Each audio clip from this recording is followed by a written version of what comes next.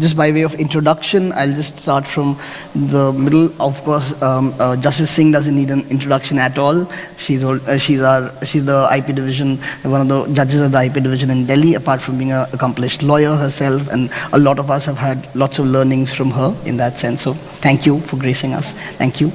Dipti, again, another old friend, leads Geo on the legal side of things and has led various other digital and non-digital platforms in the past on the legal side. Thank you, Dipti, for coming on. Karan, another person from the bureaucracy, but somebody who's looking at copyright and trade very, very closely at the DPIIT. Thank you, sir. Gauri, part of the bar and accomplished lawyer, both IP, TMT with NDA, and a partner there. And Uday, of course, the standing voice of the Motion Picture Association and the industry itself. Thank you, all of you. I think this is a truly representative panel in that sense, and we take off from what HMJ Singh said, that it has to be, in that sense, a centralized agency. So just to start things off, in that sense, I've tried to kind of divide this into various things, because copyright is essentially has an interdict from revenue, law, policy, technology, and of course thereafter the judicial experience. And as Justice Singh said, that there is the law, there is the judicial expertise, now we need to enforce. So I'm just going to start from the other corner, from Dipti, and I'll start with the most important thing that drives businesses, which is revenue. Right?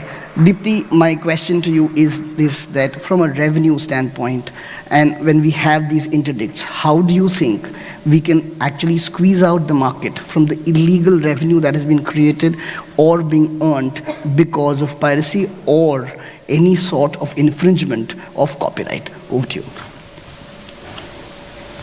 Thank you. Good morning, everyone. It's a pleasure to be here amongst all and be part of this panel discussion. So before that, ma'am, you really covered the and set the context, because it's also an eye-opener for us. And we all as an industry also have been actually fighting this piracy and trying to have the measures to actually curb it, but implementation, there is still lots to be done on that front. Coming on your question about revenues vis-a-vis, piracy has been a real problem for all of us, and along with MPA and other FICCI, other bodies, we have been trying to curb that since last so many years. But there are state also, there is a task force which at the state level is also there, but of course there is a huge requirement from government in terms of support, though laws are there, but implementation is a problem. So as a platform, as a owner of copyright, there is a huge requirement of actually having a negative list. Because we all know there are so many pirates. For every release, before every release, there is an operational hazard now that we have to rush to courts and waste courts' time in filing John Doe orders to protect our releases, so that there is, because immediately there are, before the release also there are instances where piracies have happened. Suppose we are selling sending the film for a international release just before maybe some festival. From there also is there. We do try to watermark, but of course, there are at times the pirates find their own ways. So what we are suggesting, that as an industry, we need to have a negative list, which we have spoken in the past also. This is not the first time I'm raising this. That we know that there are these negative sites which are there. Government can actually, try to restrict the usage of download, because whatever happens is through VPN. So maybe there is a time has come that we should stop this through VPN access. The download should be stopped through VPN access. It should only happen through proper subscription channels. Also, we have been talking about that there has to be, ASCII can play a big role in this, because there are these advertisers and sponsors who advertise on these websites.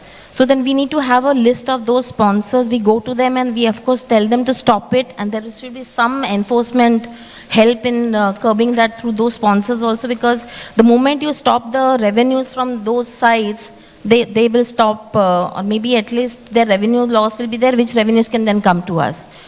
Also, I would say that it is, ma'am, your suggestion, there are small these collecting agencies which are there, but there is no one-stop agency which at an apex body, which you have really rightly said that we should have. So as a collective effort, of course, the industry need to come together and work towards it. And we will, of course, understand from Karan that as a government also what we can take help from them. Thank you. Right. So thank you for those thoughts, Dipti. And somewhere in your, while you were speaking, you spoke about technology. And I, in my initial comments, had said technology in that sense is the next interdict. So I'll just come this side now. I'll go to Uday. Right? Uday, you represent an international body which has been using technology for a long period of time to combat copyright. And we would love to learn from the global experience and your experience of what you suggest is the next interdict, because to stop revenue from illegal apps or infringement, we need technological support. So over to you. Thank you, Kaushik. Let me begin by again thanking Justice Pratibha Singh for a wonderful, insightful session, and taking a cue from that. Content theft, as we like to call it, is actually an economic offense which undermines the revenues of the creators, the producers, the investors, and even the consumers are exposed to harms such as malware, ransomware. In fact, there was a session yesterday, they talked about how, identity theft and fraud also happens through some of these sites. So this has been an ongoing problem. Actually, as per a Erdato study which came out in 2020, the losses to the M&E sector are in the region of $2.8 billion, which is quite substantial.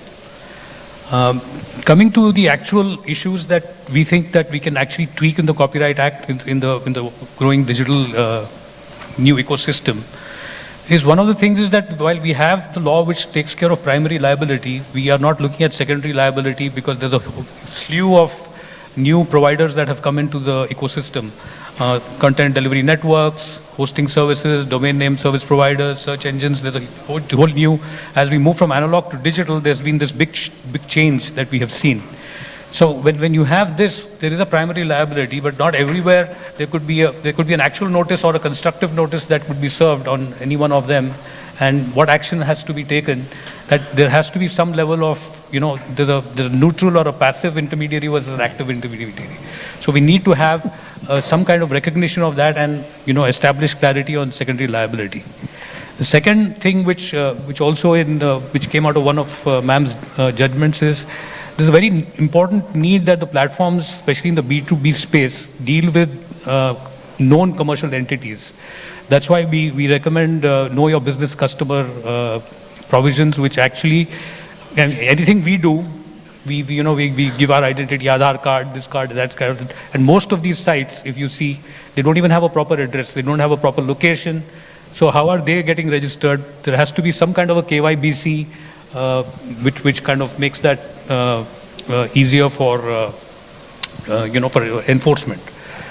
The third angle would be from piracy apps. We just saw in Singapore, we've seen how the Copyright Act was amended to have civil and criminal liabilities against piracy apps which are dedicated to piracy. I think there has to be a lot more to be done to be able to strengthen us in that area. Fortunately, we've sent all these recommendations already to DPIIT, and we got a note. Thank you for that, saying that we are actively looking into these areas.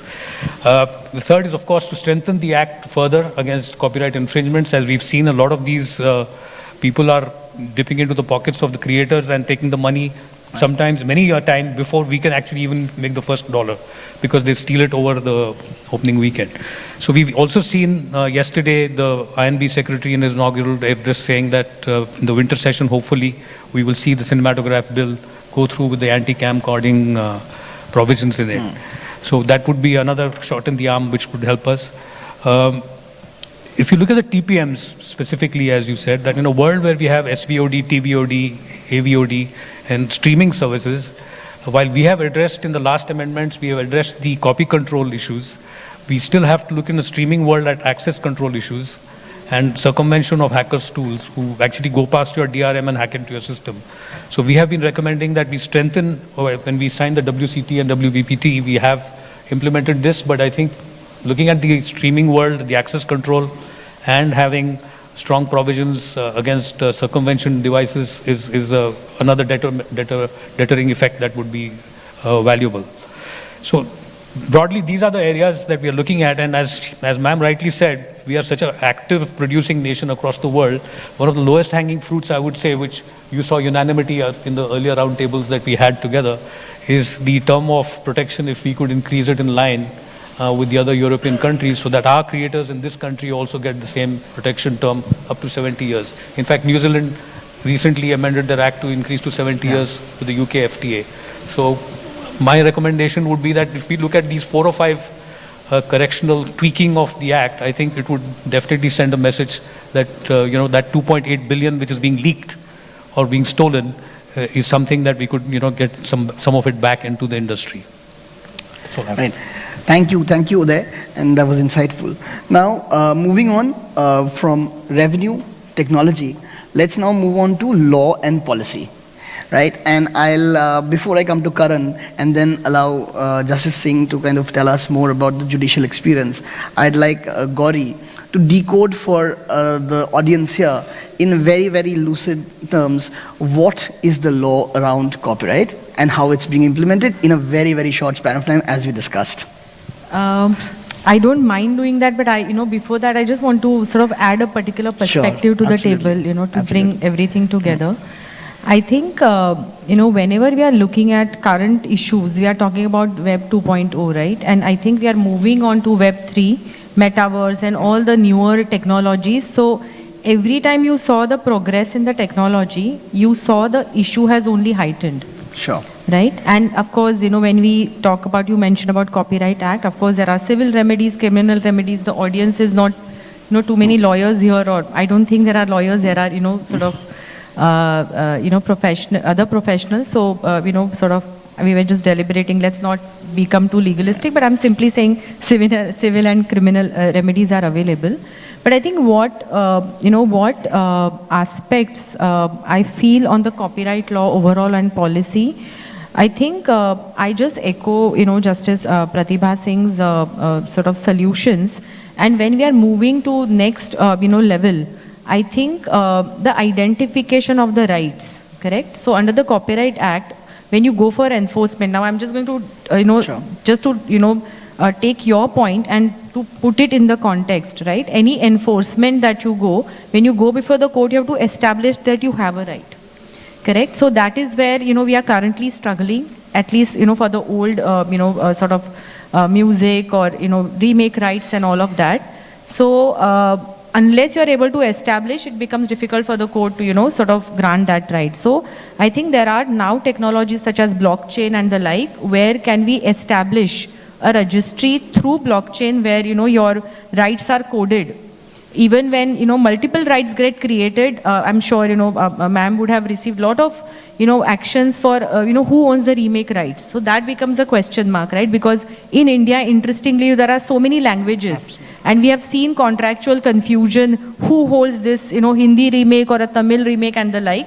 And, those issues need to be addressed, to establish the right. I think the next point, when it comes from an enforcement perspective, right?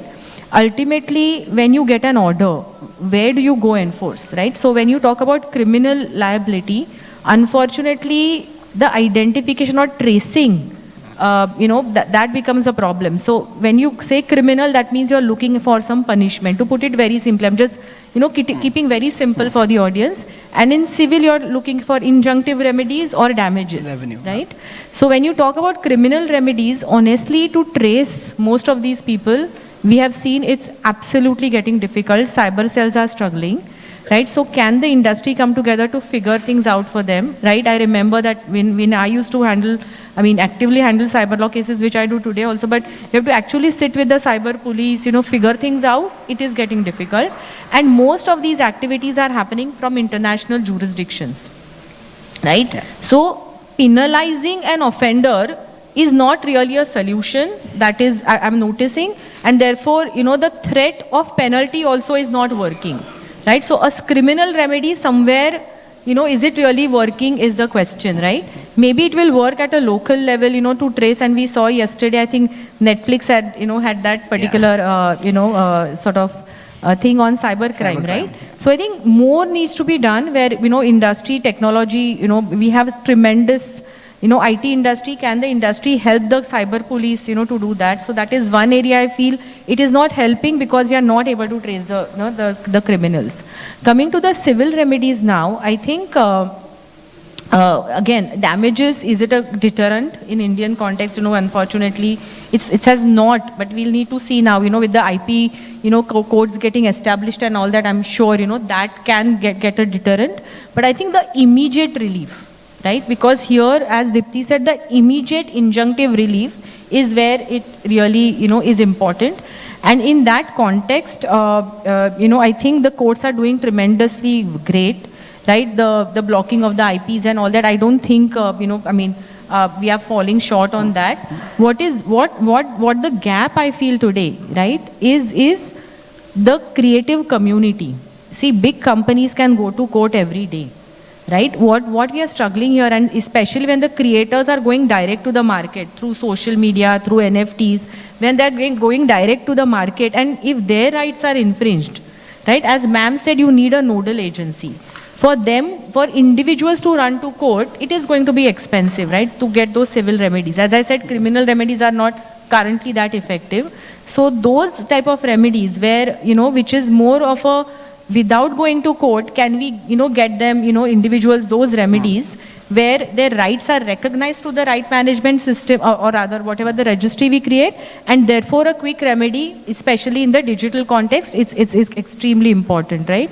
So I'm just trying to sort of divide where we land from establishment to enforcement, and, I completely echo, what has been said. And the last point on this ASCII, which Dipti you mentioned, in fact, we had made a representation to ASCII to look into this, and maybe one more dialogue, we could have on this advertising, support. We could probably do that as well.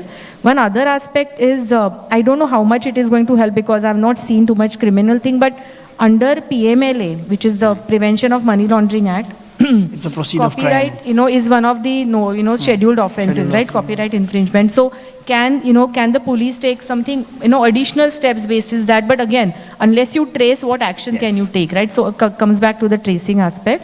So yeah, I'll stop here for the time. Right. Thank you, Gauri. And now I'm going to put Karan in a very tight spot. And that's the best part to do in such places, and sometimes, it's the regulator and the policy guy. Karan, you've heard the industry. You've heard the industry association, you've heard the practitioner. DPIIT, intersection of law, policy, trade.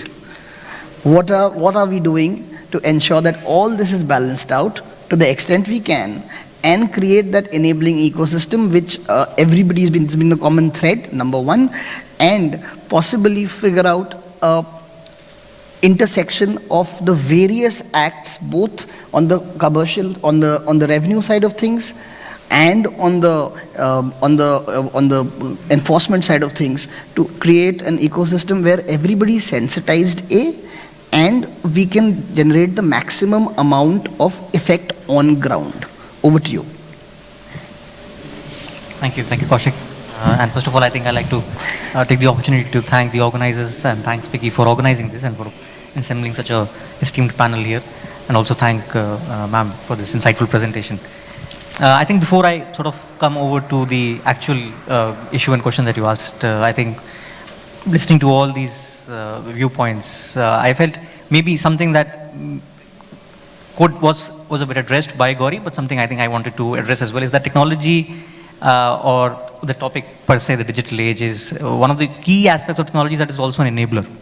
I think while we've harped on the fact that technology has created a lot of challenges, has led to a lot of copyright infringement, piracy, and so on. In my perspective, it also, as a consumer, it is also a significant enabler, which has allowed significantly quick reproduction and distribution of copyrighted works. And I think that's where ma'am's perspective on how this presents a wonderful opportunity for the industry at large to grow and sort of assume massive proportions, which we are very much capable of. I think ma'am presented a lot of very cogent and remarkable statistics, something which was an eye-opener.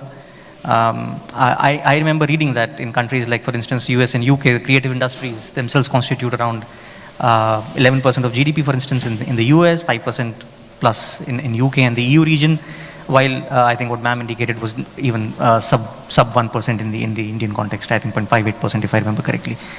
I think this poses a significant question as to why we've not been able to generate enough revenue. While infringement, copyright piracy continues to be important issues, but I think the key aspect also is on how to make the chunk size bigger. I think from where we sit and the perspective that we get from the industry, there are several stakeholders, there are multiple players. And each one of them has their grievances, each one of them has their demands. And essentially what we find is that most of the times those demands are at a conflicting nature. While you would have the artists and the creators looking to seek a larger pie, larger size of revenue, of royalties from exploitation of their works, the industry would also want to continue making sure that the producers and the creators have actually, those who have put in the revenue are able to utilize that. I think that's where ma'am did point a did touch a very significant point of looking at coming together of all players and establishing something like a single window system, a common platform, which enables users to access works easily. I think it is the need of the hour that we all together, along with DPIIT and the government, to enable this framework and put in place a mechanism which allows users to easily access works. I think this demand and supply gap has for too long led to difficulties for users to actually, even for well-meaning users, to pay the adequate royalties and remuneration to the industry. The second point which I think wanted to touch upon was something which I think ma'am also highlighted, is the fact that I think all of us in the room have some point in time consumed pirated content. I think for two reasons. A, it could be for the fact that it's something which is, for which we do not want to pay. But something I think which we are trying to address from our perspective is also the sensitization and awareness perspective. There are many people who ignorantly or without really understanding the implications of what they are doing, enter into consumption of pirated content. I would remember my younger days when this perspective was something which I never had, and likewise when you interact with a lot of young population or for instance friends and family, you find that that perspective is missing. So what we are trying to do from DPIIT and from CPAM is trying to create that sensitization, that awareness, and trying to create an outreach perspective that what you are doing is actually not just hurting the rights of the copyright owners, creators, but the larger national interest in its bigger sense, and is actually creating a demand for a lot of pirated content to be generated. So while there is a demand, the supply continues to exist. We live in a simple demand-supply economics, and that is something that we are trying to build down through our outreach programs. On the enforcement perspective also, I think while there is a need of the hour to look at stronger enforcement mechanisms, to also strengthen the laws, which I think is quite commonly understood, given the fact that so much has happened over the last 10 years, that the Copyright Act, when it was last amended in 2012, would naturally need a review, and that's what the department is undertaking currently. And we have received several suggestions, feedbacks from the industry. I think what Uday also alluded to is something that we are considering on looking at possibly strengthening the TPM measures, on sort of anti-device measures, and likewise on the access control system. But while we are strengthening the laws, I think what we are also looking at is, once again, a key sensitization and awareness drive for our law enforcement agencies. It is, while in cyber cells, for instance, in bigger stations like Delhi and Mumbai would be well aware, I think our approach has been to go down to our tier 2 and tier 3 cities at group B and group C level, actually make efforts to bring on board your local law enforcement agencies, because they are the ones who are actually going to implement the law at the final stage. So it's that link that we're trying to sort of strengthen, bring more people on board. We have carried over 100 sensitization programs and training exercises with different law enforcement agencies, including police, including border enforcement agencies, as well as in several judicial academies. Not all judges are as well aware and well versed with the IP law as ma'am is, and we are lucky to have her here. But This has been a conscious effort on our part over the last 3-4 years, ever since the national IPR policy came into being. On some of the points that Kaushik you raised, I think it's a sort of always, when you are into the policy making and law making, it's always a difficult act to sort of balance everyone's interest, and that you end up sort of offending one interest group over the other in whichever manner you may try your level best. I think it's an important issue. Copyright infringement, copyright piracy is an important issue. We see that the law currently is quite adequate in several areas. There might be some minor changes, minor tweakings that may be required over a period of time. What is really the need of the hour is a stronger enforcement and implementation mechanism. We've been studying the model on national enforcement agencies across the globe. Different countries follow different models. There are several coordinating mechanisms that have been put in place by several EU member countries, likewise by the US. But we have to also understand that India is a large geography. India is a large country. We are 27 states all put together to form one country, and each state, or while there would be national priorities, national perspectives, likewise there are always local priorities and local perspectives as well. So given that fact, this is again an ongoing consultation, an ongoing exercise. It is very much in line with the whole of the government approach, which our Honorable Prime Minister always also emphasizes on. There are several stakeholders, several important ministries, such as the Information Ministry and Broadcasting, the Ministry of Home Affairs, and likewise the Ministry of Education, which have been brought on board. But it would sort of suffice for me to say that this is again something which is sort of in the pipeline and possibly on the anvil in a few years' time. So I think with this, I will pause here and... Thanks, Karan. And before we come to Justice Singh, I have a question for her, and I think Gauri has something to add. Just a moment. Yeah, I just you mentioned about the various laws, I think, and you mentioned about the intermediary issues, etc. I think the government is looking at the Digital India Act in toto. And if DPIIT wants to revisit the Copyright Act also in that context, I'm not getting into the royalty aspect here. I'm just focusing myself on piracy. So I think there, if you are able to sort of look at holistically between the Digital India Act and the Copyright Act, and how can they talk to each other in terms of simple enforcement that ma'am mentioned, because the anxiety today is everybody has to rush to court. Can there be a simpler mechanism between these two acts one can create? That was my limited point. Right. Thank you. Just to add to what Gauri said, it will be also important because as we are going ahead in digital age, with the new technology advent, the laws also need to recognize and regulate them, because that's also important in NFTs, your bitcoins. We are in metaverse, again we are creating clones, so that also needs to be recognized and regulated also. Of course. So if we can think of something on those lines also. So thank you. Now Justice Singh, now you possibly the only person on this panel who has been on both sides. You've been a practitioner for the longest time, and now you're on the IP division, and you continue to be a practitioner in your heart in that sense. Can you just you've heard everything, you've heard everybody.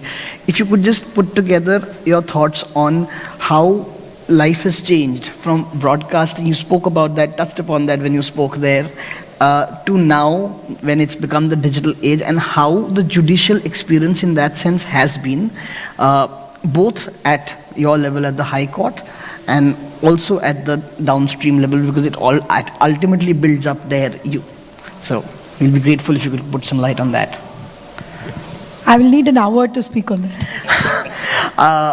May I dare only... No, I'm just joking.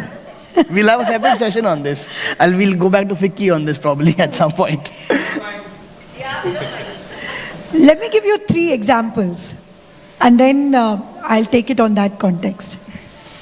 From my professional life as a practitioner, and why I actually have suggested the setting up of this agency, and this is an amalgam of my experience both as a practitioner and as a judge. So these 3 examples are as under. First example, there was a small FMCG company who wanted to make an advertising jingle. And they said, we want to purchase the rights for this jingle, for the music that we want to use, and we'll be kind of tweaking it a bit, and we want to use it for this jingle.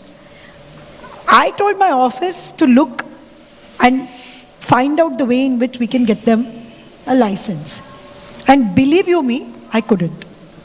Because you go to PPL, you go to IPRS, you go to the cinematograph owner, you go to the sound recording owner. No one knows who can give that license and what it is going to cost. So that company actually gave up that particular jingle itself.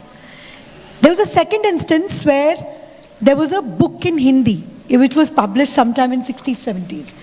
And it was a well-read book. And there was a South Indian publisher who wanted to translate it into South Indian languages. The author was dead. They wanted to buy the copyright, translation copyright. We couldn't trace the heirs. Look at our country, despite all the, efforts that we had, we couldn't do it. Let me now tell you as a judge, take any, well-known, brand or business in this country. A fake website is set up. They offer distributorships, they offer franchisees, they offer jobs. Several 100,000 people pay 3,000 rupees, 5,000 rupees, 10,000 rupees to get a distributorship or a job. All that money is collected in different bank accounts. Right? So we have a domain name registrar.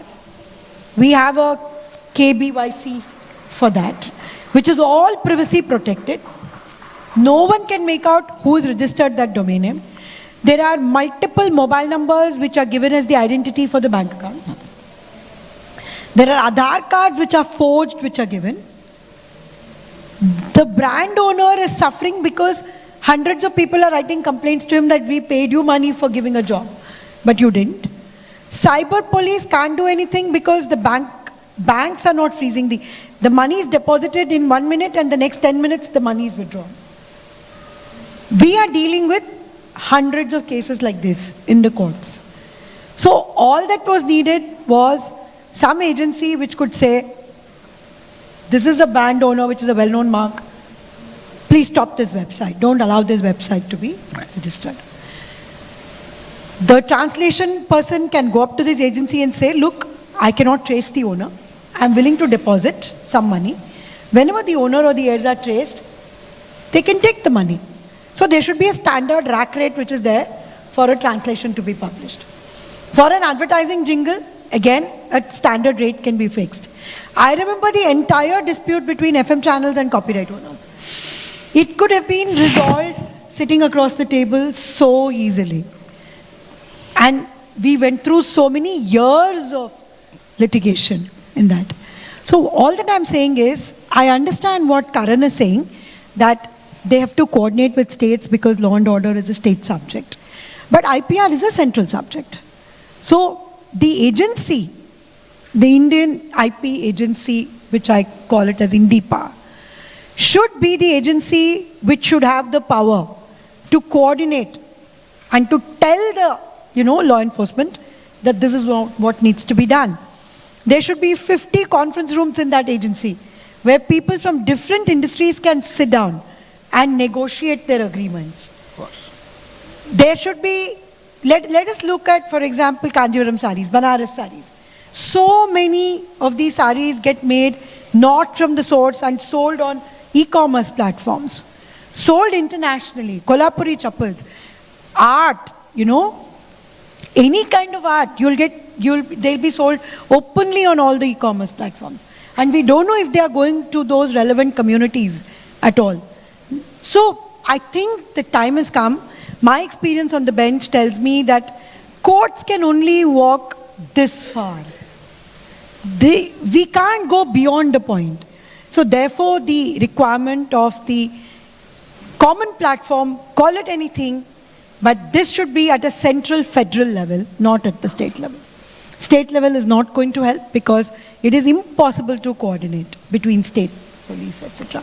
So I think the common platform has to be set up. Please make the blueprint of it. Create a governing body, create administrative committees, create subcommittees, get everyone who has any IP in this country on that platform, create databases, create royalty regimes, and that's the only way you create a vibrant IP system in this country. If you don't do that, we are in for a long haul the way we are already going. We'll keep stuttering, stammering, limping, but you need to do something very surgical to bring the change. Thank you. Grateful for that. I think we have about 30 seconds left, so I think we'll take that one question and one. How many can I take, Dipankar? Two in all. So I'll take the lady there and I'll take the gentleman here. I'm sorry. Please go on. Please go on, sir. I am a writing producer director. My question is, can we not have a QR code for everything that is created artistically, which is connected to the board, like every script that is done and sent to SWA has a QR code.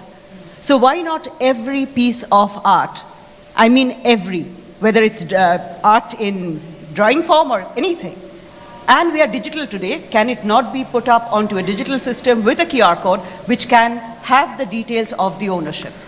Is that possible to do? I think that's a great suggestion, and that actually speaks to what Justice Singh is saying, centralize the whole thing. So, I mean, if you want to react... I think that could be one of the solutions, but let this agency who has to look at IP enforcement look at it as a solution. Right. Sir. My question is to Honorable Justice. Ma'am, I've got certain copyrights to certain movies which are in public domain now. Okay, and to name a few, Baiju Bawra and Gunjuti Shenai and all that. And since as per the law they are in public domain, how come the literary rights owner are still getting paid for it? The songs and the lyrics and all that. And Sorry, please take it out. It was made for the film, right? Okay. So I think there is a difference, right? There are when you say a film, there are multiple rights holders in that. So the film, when published, from that day you calculate the copyright, which is understood, but the underlying rights which still exist and their authors are still alive, or or 60 years have not passed since their demise, the copyright still continues for the underlying works. That's a simple answer I will give, and maybe we can discuss it more later. Right. Secondly, I would like to ask, since these movies are in public domain and people are putting up these movies on various YouTube channels, how come they are monetizing it? So that's a much larger issue. So I think I'll allow that to be, once Gauri gets down from the stage, you can chat up with her outside, because that's going to be a larger issue. So I'm going to end this. One last question. Sir, I'm so sorry, not anymore. Will I be eligible for royalty for my works which are now in public domain? Gauri, please. I think that's something. Honestly, as lawyers, unless you know specific facts, we are, honestly, I don't want to, say something in the public, which may be not construed appropriately.